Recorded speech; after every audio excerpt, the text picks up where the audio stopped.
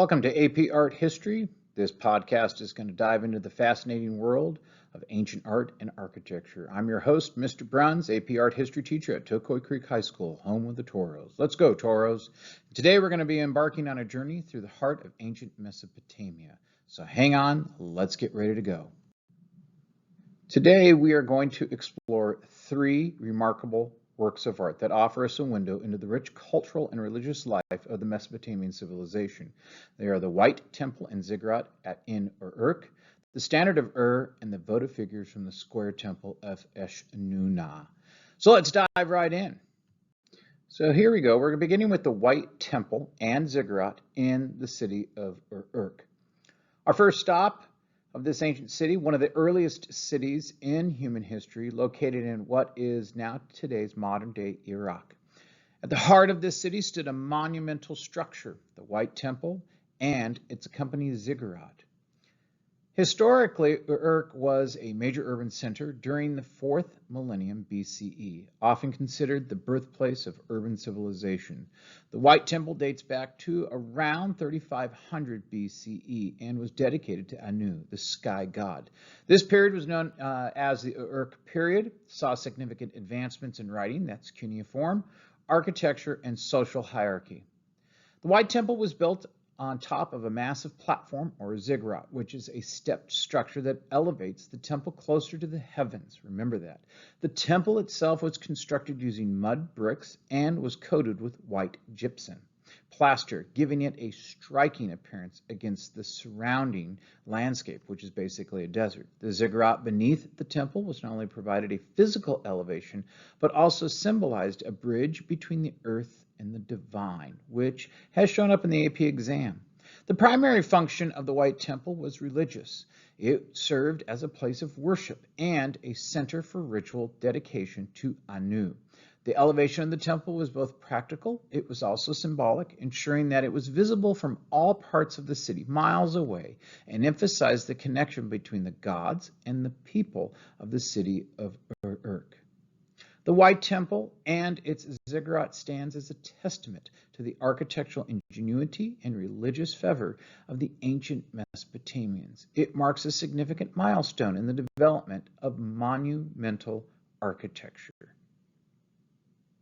Did you know that the White Temple and Ziggurat, excavators of the White Temple estimated that it would have taken 1,500 laborers working an average of 10-hour days for about 5 years to build the last major revetment, that is the stone facing of this massive underlying terrace, the open area surrounding the White Temple and the top of the ziggurat. And the only way that this could have been done is that you had a strong, centralized government and a surplus of food that was utilized for collection of taxes, and that food tax was then used to feed the laborers that built these ziggurats. Also, did you know that the White Temple and ziggurat, it had no internal chambers and was usually square or rectangular, averaging about 170 feet, 170 feet square, or 125 by 170 feet square at its base. And is there a possible exchange of ideas? Ziggurats looked like the step pyramids and featured anywhere from 2 to 7 levels. As far as design goes, it's fairly similar to the early step pyramids of the Egyptians. Our next work is the Standard of Ur. We're going to journey to a royal cemetery at the city of Ur, where an extraordinary artifact was discovered by archaeologists, the Standard of Ur. And this intriguing object dates all the way back to about 2600 BCE and offers a vivid portrayal of life in early Mesopotamia. The city of Ur historically was another key city-state in ancient Mesopotamia. It thrived during the early dynastic period, and the Standard of Ur was found in a royal tomb. And it indicates its importance and the high status of the individual buried with it. This artifact provides invaluable insight into the social and political hierarchies of the time. The Standard of Ur is a rectangular box with inlaid mosaics on its two main panels. On one side, often referred to as the war side, depicts a chariot battle showing soldiers and captives in chariots in intricate detail. And the other side, known as the peace side, illustrates a banquet scene with figures feasting, playing music, and presenting offerings, maybe tribute. And the craftsmanship is exquisite, with the scenes composed of shell, red limestone, and lapis lazuli, set in bitumen. While the exact function of the standard of Ur remains a subject of debate, it's generally believed to have been a ceremonial object, possibly a musical instrument or a container. Some art historians suggest it may have been carried on a pole as a standard or an emblem in a procession, and its dual themes of war and peace highlight the dual aspects of kingship as both warrior and a provider. The standard of Ur provides a captivating glimpse into the complexity of Mesopotamian society, showcasing both the martial prowess and the cultural sophistication of its people. Now, the standard of Ur, the materials it used are clear constructions that provide a clear indication of long-distance trade networks and the exchange of valuable resources, such as the lapis lazuli.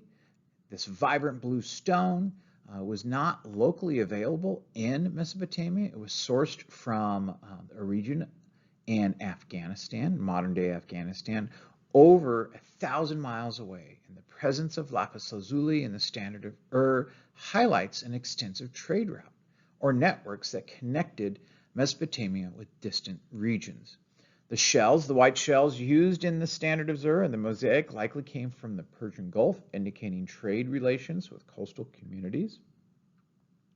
The red limestone, this material is believed to have been sourced from India or possibly Iran, further demonstrating an extensive trade connection of the Mesopotamian city-states. And the bitumen, used as an adhesive for the inlays, was readily available in Mesopotamia, specifically from areas like Hit near the Euphrates River. Its use signifies the practical utilization of local resources alongside imported luxury materials. Our last work of art are the votive statues in the square temple of Eshnunna. Our final stop takes us here to Eshnunna, an ancient city located in the Diyala River Valley. Here we find the remarkable votive figures from the square temple, and these date back to around 2900 to 2600 BCE. Eshnunna was an important city-state during the early dynastic period. The square temple was dedicated to the god Abu, ABU, and was a central place of worship, and the votive statues found within the temple provide a unique insight into the devotional practices of the time. The votive statues from Eshnunna are characterized by their distinctive wide-eyed gaze, symbolizing perpetual wakefulness and attentiveness to the gods. These statues would range in size and depict both male and female figures, typically standing or sitting with their hands clasped in a gesture of prayer and or offering.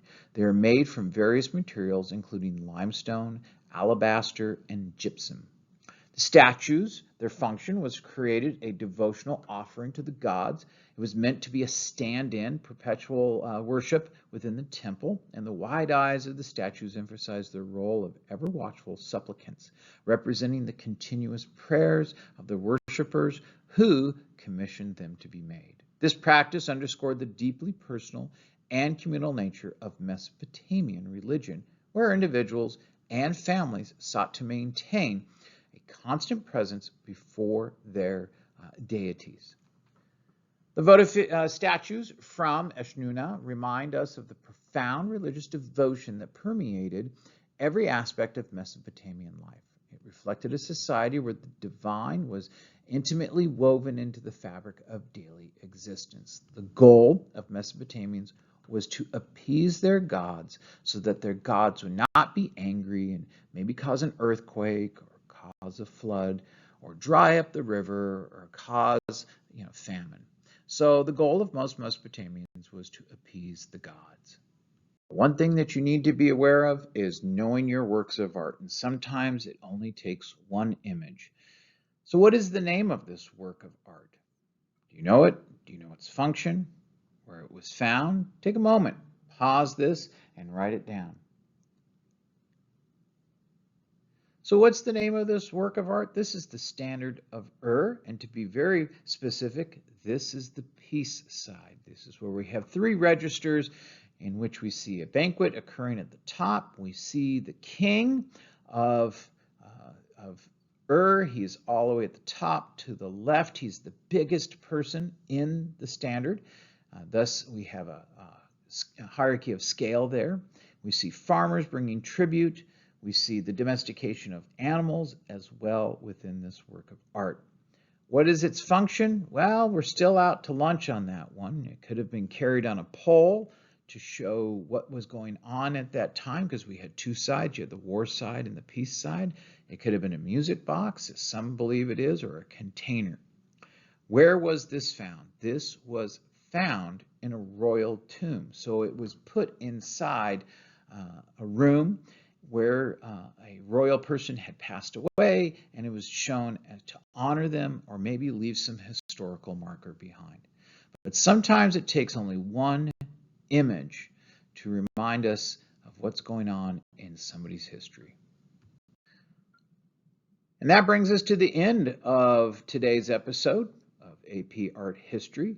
We've journeyed through the architectural marvels of Uruk, the artistic splendor of and the devotional artifacts of Eshnunna. Each of these artifacts offer us a unique window into the world of ancient Mesopotamians, revealing a civilization that was rich in creativity, spirituality, as well as innovation. Thanks for joining me on this exploration of AP Art History and the ancient Mesopotamian art and architecture. If you've enjoyed this episode, be sure to subscribe. And don't forget to tune in next time as we continue our journey through the 250 works of AP Art History. Until then, I'm Mr. Bruns. Thanks for listening. Stay curious and keep looking at art.